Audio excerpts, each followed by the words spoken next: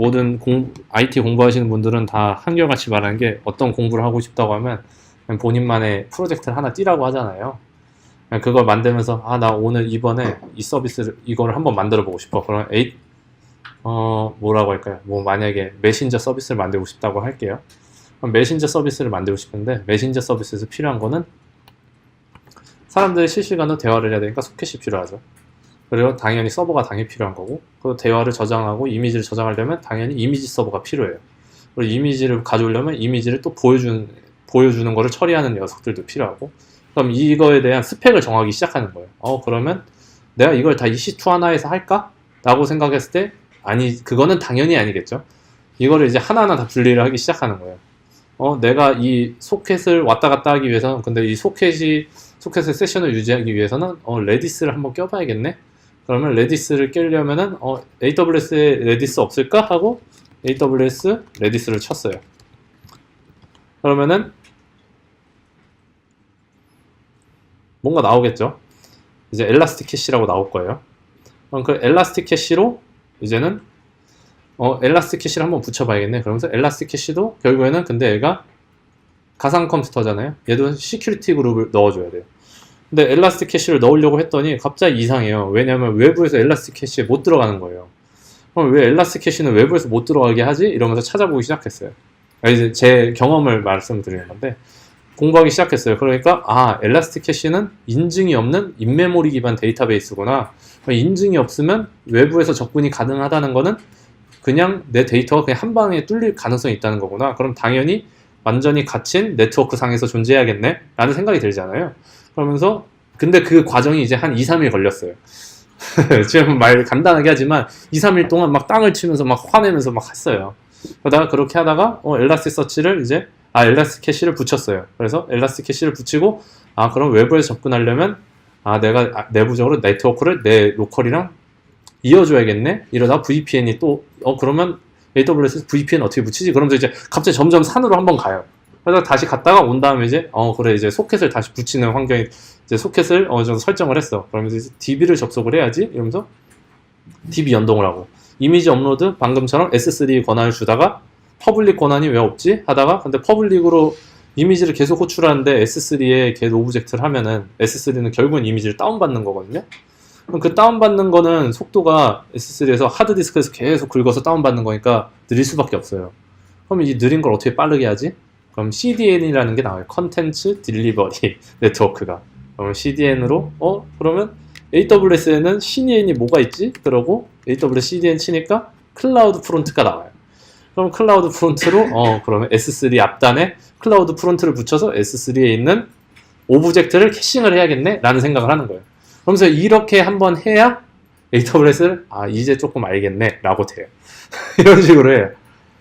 근데 이 과정들이 솔직히 AWS 자격증, AWS에 대해서 어느 정도 이해를 한다고 하려면은 보통 1년 내내 AWS를 계속 써봐야 어느 정도 이해를 한다고 보통 하는 것 같아요.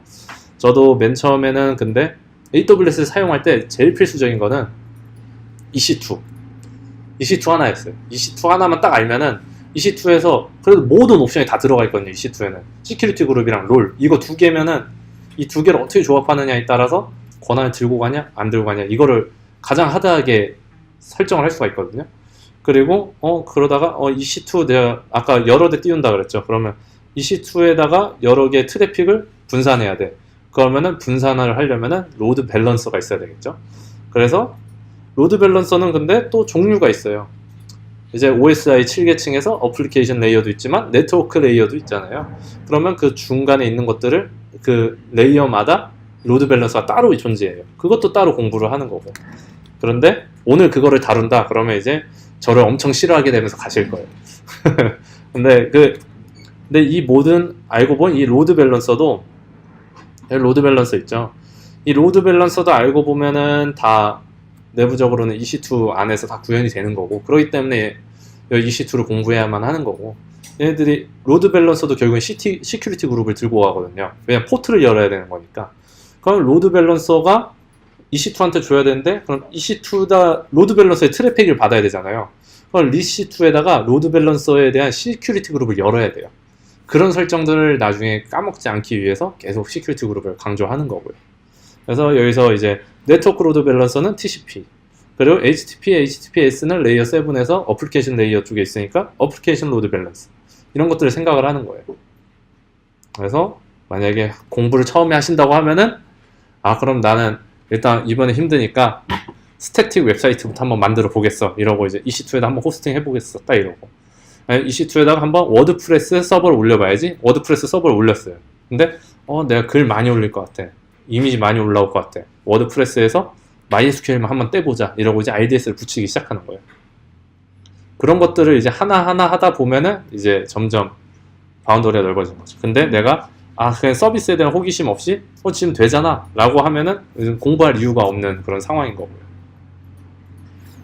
그래서 아마 처음에 하시면은 그냥 계속 타고 들어가면서 찾다가 이제 뭐 공부하시면은 어느새 처음에는 굉장히 힘들고 그런데 결국에는 1년 있다가 아시게 되지 않을까라는 게, 네, 뭐 처음에 그래도 뭐 가이드라인 드려야겠죠.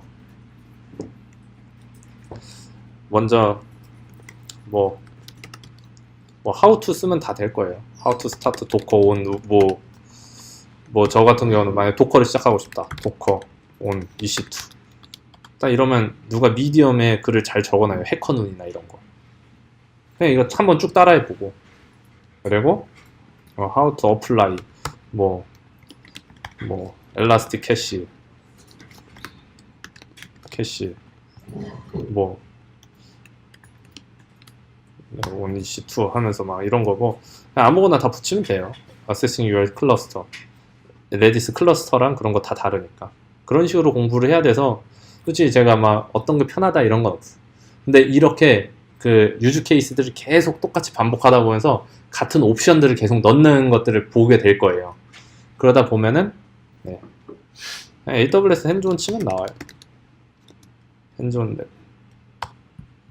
치면은 핸즈온 많이 있어요. 여기 뭐 AWS 공식 페이지에서 지원해주는 이 핸즈온 랩들도 있어요. AWS의 솔루션 아키텍트가 직접 와서 강의도 해줘요. 보통 오늘 하는 내용이랑 비슷해요. 101은 오늘 이것보다 좀 더 간단하게 하고, 똑같잖아요. 막 EC2, EBS, ELB 실습.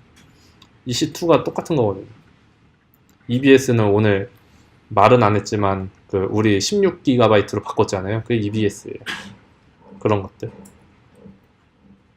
한번 이런 거 그냥 AWS 101 쌤이나 202 쌤이나 201 쌤이나 301 쌤이나 이런 것들 보시면 돼요.